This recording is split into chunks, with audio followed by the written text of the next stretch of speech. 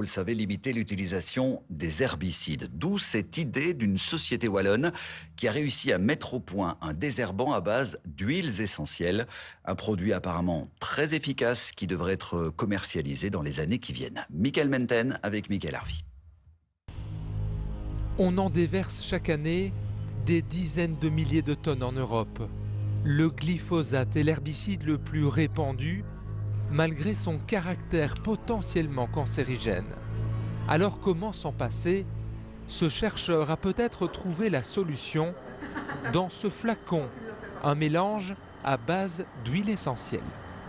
Ici, on a 3 pots avec du trèfle, un pot qui n'a pas encore été traité avec notre formulation, un pot qui a été traité il y a 24 heures avec notre formulation herbicide, et ici, un pot qui a été traité il y a plus de 48 heures avec notre formulation.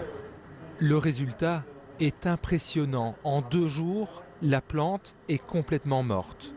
Pour mieux comprendre, nous nous rendons dans le laboratoire, là où la solution a été trouvée.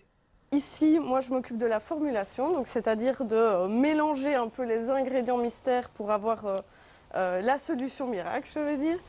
Une recette secrète découverte après 10 années de recherche. Juste en quelques secondes, on a cet aspect laiteux qu'on recherche et qui donne à notre formulation son efficacité et sa stabilité. C'est ça qu'on met sur les herbes. C'est ça qu'on met sur les herbes, exactement. Selon ces chercheurs, cette alternative au glyphosate serait sans danger pour l'homme et l'environnement. Le produit devrait être commercialisé d'ici 2025. Les premiers produits qu'on va mettre sur le marché, c'est destiné au brico-center, au jardinage, aux jardineries, donc c'est pour monsieur, madame, tout le monde. Et le deuxième marché que l'on vise, c'est le marché du professionnel, l'agriculteur.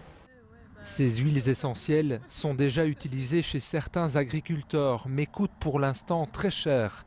L'objectif de ces chercheurs est de rendre leurs produits moins chers que les herbicides actuels.